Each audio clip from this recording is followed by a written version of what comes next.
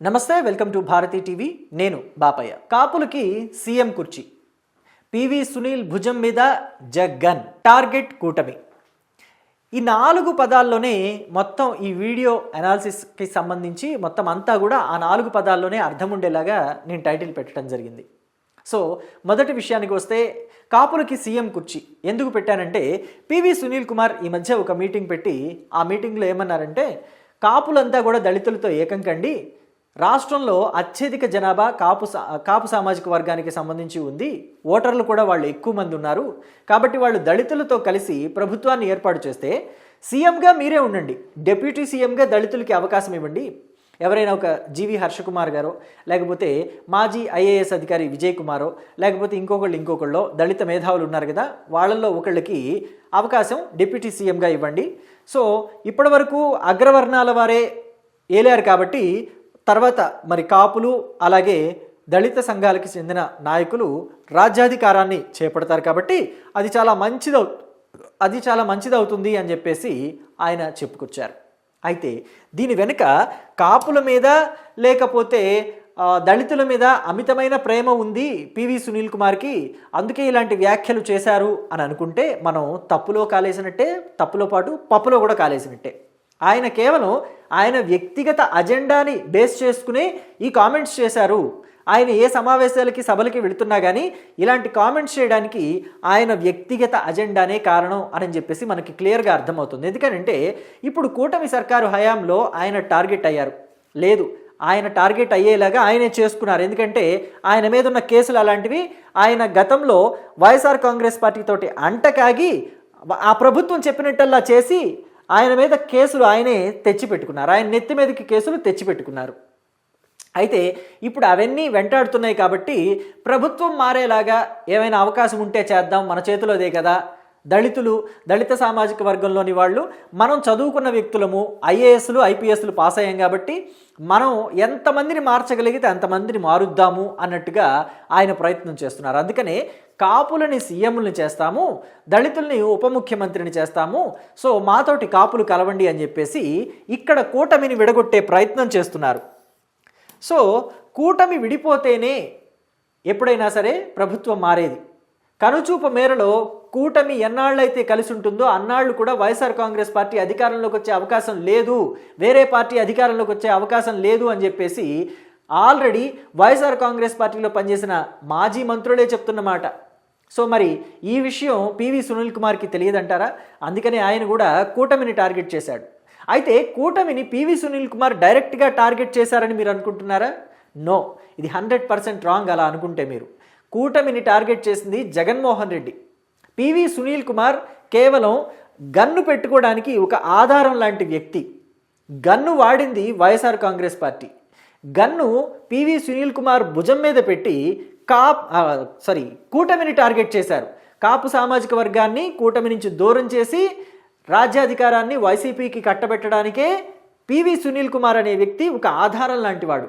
PV Sunil Kumar భుజం మీద gun Jagan, so target కూటమి. సో దీన్ని విడదీయడానికే పివి సునీల్ కుమార్ లాంటి వాళ్ళు ఇప్పుడు ఇలాంటి వ్యాఖ్యలు చేస్తున్నారు. నిజానికి పివి సునీల్ కుమార్కి చాలా అవసరం, కూటమి అధికారంలో లేకుండా ఉండటం పివి సునీల్ కుమార్కి చాలా అవసరం. ఎందుకంటే పివి సునీల్ కుమార్ మీద ఇప్పటికే 3 కేసులు ఉన్నాయి. అవి ఏంటి అనేది ఒకసారి మీకు చెప్తాను. ఆయనకి అంబేద్కర్ మిషన్ అని చెప్పేసి ఒక సంస్థ ఉంది. ఈ సంస్థ ద్వారా కొన్ని సేవా కార్యక్రమాలు చేస్తున్నట్టుగా ఆయన చెప్తూ ఉండొచ్చు, కానీ ఎక్కువగా చేస్తుంది ఏంటంటే రెచ్చగొట్టే వ్యాఖ్యలు. సమాజంలో కొన్ని కులాలని, కొన్ని మతాలని కావచ్చు, వాళ్ళ మీద రెచ్చగొట్టే లాంటి వ్యాఖ్యలు చేశారని చెప్పేసి ఆయన మీద కేసు ఉంది. ఆయన ఈ అంబేద్కర్ మిషన్కి సంబంధించి మీటింగ్స్లో మాట్లాడుతున్నప్పుడు రెచ్చగొట్టే వ్యాఖ్యలు సంబంధించిన వీడియోలు రికార్డ్ అయినవి కొన్ని ఆల్రెడీ పిఎం ఆఫీస్కి అలాగే home ministry, central home ministry ఆఫీస్కి కూడా వెళ్ళాయి, కంప్లైంట్స్ వెళ్ళాయి. కోర్టులో వీటిని విచారణ చేపట్టాలని చెప్పేసి కూడా ఒక సంస్థ కోరుతోంది. సో మరి అది ఒక కేసు, అది కేసు నెంబర్ 1, రెచ్చగొట్టే వ్యాఖ్యలు. ఇక కేసు నెంబర్ 2, విదేశాలకు వెళ్ళి రావటం.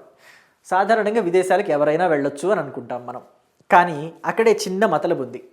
విదేశాలకి మీరు నేను సామాన్య ప్రజలం ఎలా అయినా వెళ్ళొచ్చు, రావచ్చు. అంటే ఎలా అయినా వెళ్ళొచ్చు అంటే ఇన్ ద సెన్స్ వీసాలు, పాస్పోర్ట్లు ఏ దేశానికి అవసరమో వీసా, ఆ దేశానికి వీసా ఉంటేనే వెళ్ళాలి. అవసరం లేని దేశానికి పాస్పోర్ట్ ఉంటే చాలు, వెళ్ళొచ్చేసేయచ్చు. కానీ అధికారులు, ముఖ్యంగా ఐఏఎస్, ఐపీఎస్ అధికారులు కొంతమంది ఉంటారు. వాళ్ళు మాత్రం విదేశాలకి వెళ్ళాలి అంటే కారణం చెప్పే వెళ్ళి తీరాలి. కారణం చెప్పి తీరాల్సిందే వెళ్ళాలంటే. సో పివి సునీల్ కుమార్ మాత్రం ఎటువంటి కారణం చెప్పకుండా విదేశాల్లో పర్యటించి వచ్చేశారు. అదేదో అత్తగారు ఊరికి వెళ్ళినట్టుగా విదేశాలకు వెళ్ళొచ్చేశారు. సో మరి ఇప్పుడు దానికి సంబంధించి కూడా ఒక కేసు నడుస్తుంది. ఇక 3వ కేసు రఘురామ కస్టోడియల్ టార్చర్. ఈ కేసు నెంబర్ 3 ఇప్పుడు సెన్సేషన్గా మారింది. ఈ డిసెంబర్ 4వ తేదీన, అంటే ఈ నెల 4వ తేదీన విచారణకి హాజరు కావాలని చెప్పేసి ఆయనకి నోటీసులు కూడా వెళ్ళాయి. మరి విచారణకి వెళతారా వెళ్ళరా అనేది సెకండరీ పాయింట్. కానీ ఇప్పుడు మాత్రం ఆయన ఈ విచారణకి హాజరు కావాలి అని చెప్పేసి ఆయనకి నోటీసులు వచ్చిన సమయంలో ఆయనకి దళితులు, కాపులు గుర్తొచ్చారు. ప్రభుత్వం మారాలి అనే విషయం గుర్తొచ్చింది. సో గతంలో ఉన్న వైఎస్ఆర్ కాంగ్రెస్ పార్టీ వల్ల దళితులకి ఎక్కువ హాని జరిగిందా, లేకపోతే ఇప్పుడు ఉన్న కూటమి సర్కారు వల్ల దళితులకి ఎక్కువ హాని జరిగిందా అని చెప్పేసి మనం మాట్లాడుకుంటే ఆయనకి కొన్ని ప్రశ్నలు మనం సంధిద్దాం. ఏంటి అంటే, మనం గతంలో చూసాం వైఎస్ఆర్ కాంగ్రెస్ పార్టీ హయాంలో మరి దళితులని చంపేసి డోర్ డెలివరీ చేసిన ఎమ్మెల్సీ ఉన్నారు. మరి ఎమ్మెల్సీ అనంతబాబు ఇంకా వైఎస్ఆర్ కాంగ్రెస్ పార్టీలోనే కొనసాగుతున్నారు. దళితుడు ఎవరైతే సుబ్రహ్మణ్యం ఉన్నాడో ఆయన డ్రైవర్గా పనిచేసిన వ్యక్తి ఆయనని చంపేసి అర్ధరాత్రి డోర్ డెలివరీ చేశారు. జగన్మోహన్ రెడ్డి ఆయన మీద చర్యలు తీసుకున్నది లేదు, ఆయన్ని పార్టీలోంచి బహిష్కరించింది లేదు, ఎమ్మెల్సీ పదవి ఓడబీకింది లేదు. మరి పివి సునీల్ కుమార్ ఎందుకని జగన్మోహన్ రెడ్డిని ఆ విషయంలో క్వశ్చన్ చేయటం లేదు, ఎందుకని మాట్లాడడం లేదు? సో ఇంకొక విషయానికి తీసుకొద్దాం. సుధాకర్, ఈయన డాక్టర్ ప్రొఫెషన్ అయినది. ఆయన మాస్కులు లేవు అని చెప్పేసి గట్టిగా ప్రశ్నించినందుకు ప్రభుత్వం, వైఎస్ఆర్ కాంగ్రెస్ పార్టీ ప్రభుత్వం ఆయన మీద విచ్చలవిడిగా కక్ష సాధింపుకు పాల్పడింది. చివరికి ఆయన చనిపోయారు. ఆయన మరణం కూడా అనుమానాస్పదమే.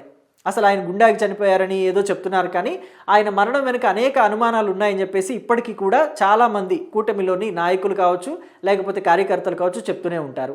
పివి సునీల్ కుమార్ దాని మీద ఎందుకని మాట్లాడలేదు ఇంతవరకు? ఎందుకని ప్రశ్నించలేదు? ఎలా చనిపోయారు ఏంటి అని?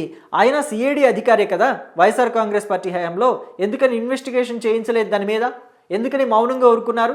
జగన్మోహన్ రెడ్డి గారితో సన్నిహితంగా మాట్లాడే చనువు ఉంది కదా పివి సునీల్ కుమార్కి. మరి ఎందుకని ఆయన ప్రశ్నించలేదు జగన్మోహన్ రెడ్డిని ఆ విషయంలో? ఇకపోతే దళితులకి శిరోముండనం జరిగింది కూడా వైఎస్ఆర్ కాంగ్రెస్ పార్టీ హయాంలో. అలాగే రెడ్ల అబ్బాయిని ఒక దళిత యువతి ప్రేమించింది అని కట్టేసి కొట్టారు చిత్తూరు జిల్లాలో. మరి దాని మీద, అలాంటి వాటి మీద పివి సునీల్ కుమార్ ఎప్పుడు మాట్లాడలేదే? అగ్రవర్ణాలు అనే విషయం వైఎస్ఆర్ కాంగ్రెస్ పార్టీ అధికారంలో నుంచి దిగిపోయిన తర్వాత మాత్రమే పివి సునీల్కి గుర్తొస్తుందా? వీడప్పుడు గుర్తురాదా? వైఎస్ఆర్ కాంగ్రెస్ పార్టీ అధికారంలో ఉన్నప్పుడు అగ్రవర్ణాలు అధికారంలో ఉన్నాయి, మీరు కాపులు వచ్చేసి మా దళితులతో కలవండి, కాపులకి సీఎం కుర్చీ ఇస్తామని అప్పుడు ఎందుకు మాట్లాడలేదు? కూటమి అధికారంలో ఉన్నప్పుడే కాపులు అవసరం గుర్తొచ్చిందా పివి సునీల్ కుమార్కి? వీడెప్పుడు గుర్తు రాలేదా అని చెప్పేసి సామాన్య ప్రజలు ఇప్పుడు ఆయన్ని ప్రశ్నిస్తున్నారు. మరీ ముఖ్యంగా దళితులే ప్రశ్నిస్తున్నారు. దళితుల కోసం ఏనాడు నోరు తెరవని నువ్వు ఇప్పుడు కూటమి అధికారంలో ఉండగా దళితుల కోసం నువ్వు ఉద్యమిస్తాను అని అంటే నమ్మేదెవరు నాయనా అని చెప్పేసి దళితులే ఆయనని ప్రశ్నించే సందర్భం ఇప్పుడు కనిపిస్తోంది. మరీ ముఖ్యంగా మనం చూసుకున్నట్లయితే దళితులకి ఉప ముఖ్యమంత్రి పదవి అని చెప్పేసి అంటున్నారు. దళితులకి ఉప ముఖ్యమంత్రి పదవి జగన్మోహన్ రెడ్డి ఇచ్చారు, బాగానే ఉంది. కానీ ఉత్సవ విగ్రహాల్లాగా పేరుకు మాత్రమే పదవి అని అంటే ఎలా ఉంటుంది? అభిషేకాలు, నైవేద్యాలు అన్నీ మూల విరాట్కి, ఉత్సవ విగ్రహాలు ఎందుకు? ఎప్పుడైనా తెప్పోత్సవం నాడు అలా వెళ్ళి ఇలా రావటానికేగా. ఏం ప్రయోజనం? అభిషేకాలు, నైవేద్యాలు మూల విరాట్కే, అంటే జగన్మోహన్ రెడ్డికే అన్ని పదవులు, అన్ని పవర్స్ అన్నీ. ఆయన చేతిలోనే హోమ్ మినిస్ట్రీ ఉంటుంది, ఆయన చేతిలోనే అన్ని శాఖలు ఉంటాయి. గనుల శాఖ కూడా ఆయన చేతిలోనే ఉంటుంది. పేరుకే గనుల శాఖ మంత్రి, పేరుకే హోమ్ మినిస్టర్, పేరుకే ఇంకొక మినిస్టర్, అన్నీ ఆయన చేతిలోనే. అబ్కారీ శాఖ కూడా ఆయన చేతిలోనే ఉంటుంది. సో అన్ని ఎక్సైజ్ మినిస్టర్లు కూడా ఆయన చెప్పినట్టే వింటారు. అందుకనే మాజీ మంత్రి, మాజీ ఉప ముఖ్యమంత్రి నారాయణ స్వామి ఇప్పుడు ఇబ్బందులు పడుతున్నారు.